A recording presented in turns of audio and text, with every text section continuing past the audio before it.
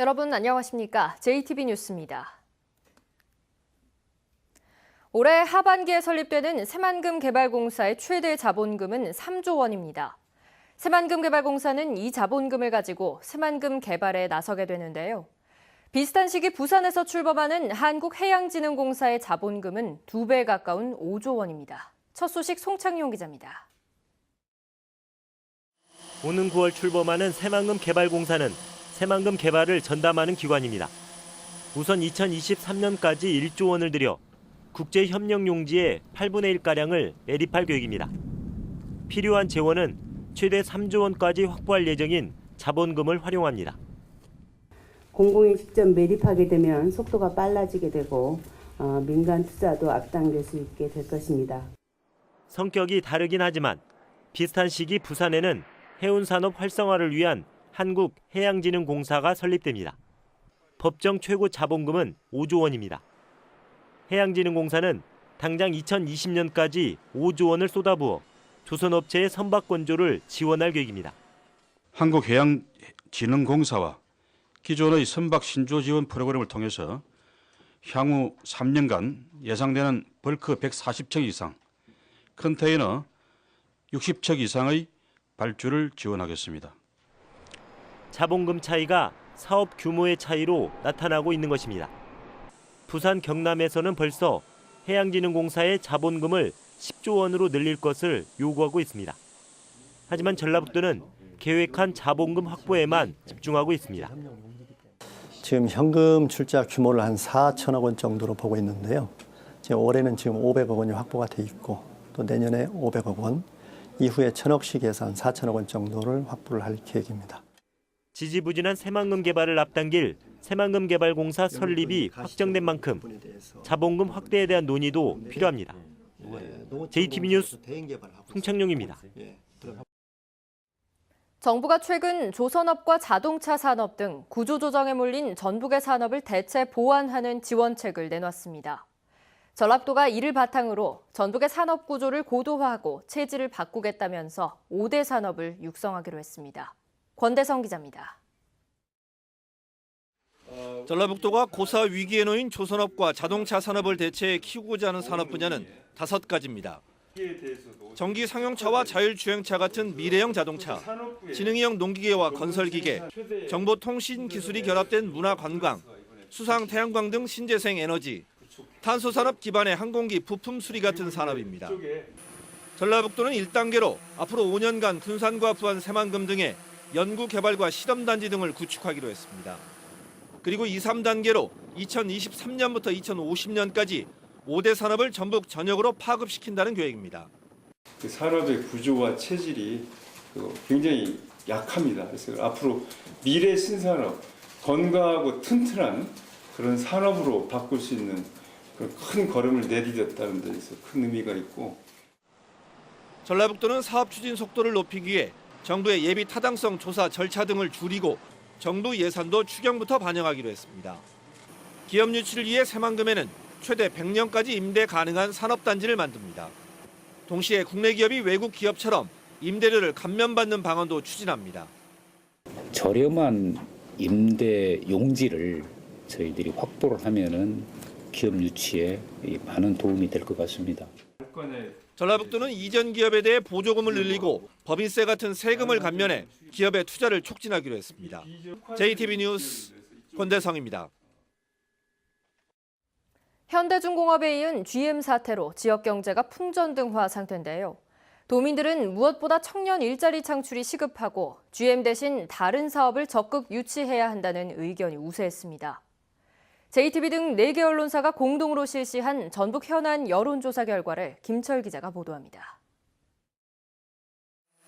간판 사업장들의 잇단 폐쇄 결정에 지역 경제가 끝이 보이지 않는 터널에 갇힌 상황. 도민들은 정부가 전북에 어떤 사업을 우선 지원해야 한다고 보고 있는지 물었습니다. 청년 일자리 창출이라는 답변이 32.3%로 가장 많았고 GM 군산공장 폐쇄 후속 대책 24.2, 국가예산 확대 지원 15.3, 전북 혁신도시 활성화 10.2%의 순이었습니다. GM 사태의 당사자인 군산에서는 2위 항목인 공장 폐쇄 후속 대책을 54%가 선택했지만 나머지 13개 시군에서는 청년 일자리 대책을 첫 손에 꼽은 점이 눈에 띕니다. GM 군산공장 폐쇄와 관련해서는 GM을 정상화하기보다는 대신 다른 사업을 적극 유치해야 한다는 의견이 10%포인트 이상 많았습니다. 전주, 군산, 익산에서는 큰 차이로 이 같은 흐름을 보인 반면 나머지 11개 시군에서는 군산공장 정상화에 무게가 쏠렸습니다. 이미 정부가 대책을 내놓은 대안 사업으로 도민들은 새만금 국제공항 건설 28.6, 자율주행 전기 상용차 전진기지 구축 26.7, 보잉사 우주항공 기술연구센터 유치 13.2, 관광 레저단지 개발 12.3%를 꼽았습니다. 논란이 일고 있는 전주 대한방직터 개발에 대해서는 어떻게 보고 있을까? 도민들은 시민 공론화 여론 결과에 따라야 한다 38.5, 공원 및 시민 녹지공원 조성 32.8, 아파트 및 상업 용지 개발 8.1%로 나타난 반면 이에 당사자인 전주 시민들은 공원 조성이 44%로 더 우세했으며 아파트 및 상업 용지 개발에 대한 여론도 도민 전체 여론보다는 다소 높았습니다.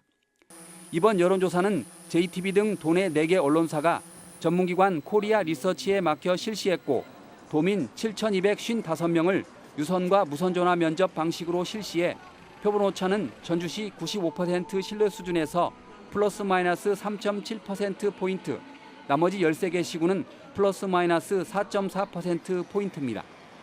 JTB 뉴스 김철우입니다. 군산항과 중국 석도항으로 가는 카페리 운항이 이번 주부터 일주일에 6차례로 늘어납니다. 지역경제 활성화에 대한 기대감이 커지고 있습니다. 김진형 기자입니다. 중국 석도를 향해 출발할 새 여객선이 힘찬 백고동을 울립니다.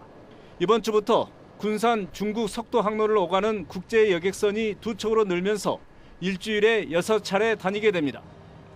지난 2008년 처음이 뱃길이 열린 뒤로 운항 횟수가 2배로 늘었습니다. 중국에서 언제든지 들어올 수 있고 화물도 생산 일자에 맞춰서 언제든지 중국에서 한국으로 올 수 있는 그런 시스템을 갖추게 됨으로 인해서 전라북도는 이번 증편으로 6천억 원의 경제 효과는 물론 1,100여 개의 새로운 일자리가 늘 것으로 보고 있습니다. 또 국제 여객선 터미널과 인근 상권이 활성화되고 하루 평균 관광객 500여 명이 방문할 것으로 기대하고 있습니다.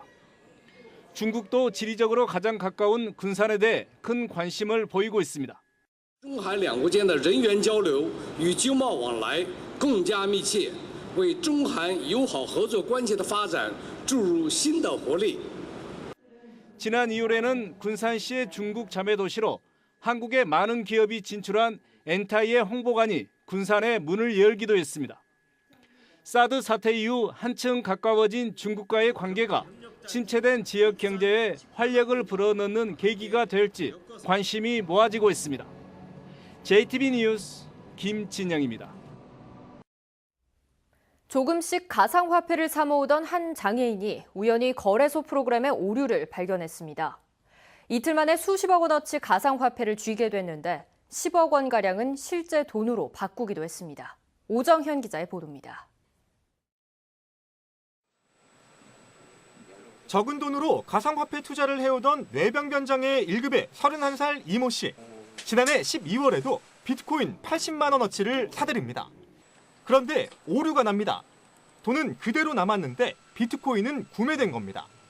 공짜로 가상화폐를 얻은 이 씨는 이유를 곰곰이 따져봤습니다. 구매 버튼을 9초에서 13초인가를 계속 손으로 누르니까 돈이 계속 쌓이더라는 거죠.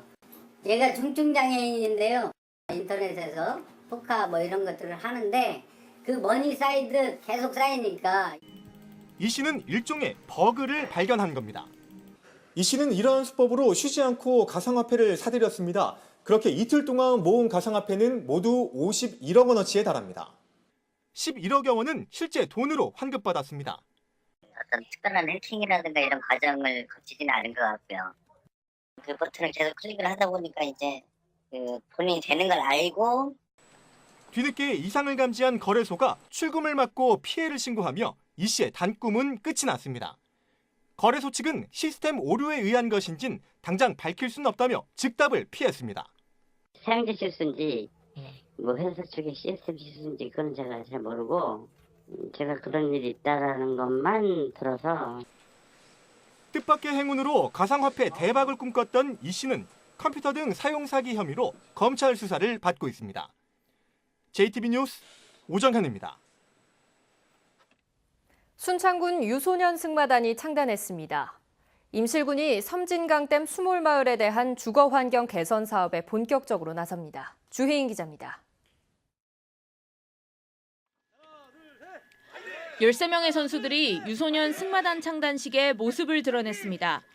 순창의 초등학교와 중학교 학생들로 4대1의 경쟁률을 뚫고 선발됐습니다. 이들은 앞으로 일주일에 2차례씩 승마 이론부터 실습까지 교육을 받은 뒤 대회에도 출전할 계획입니다.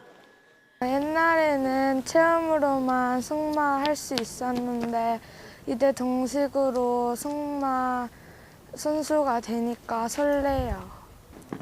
열심히 연습해서 대회도 나가보고 대회에서 상을 탈 거예요.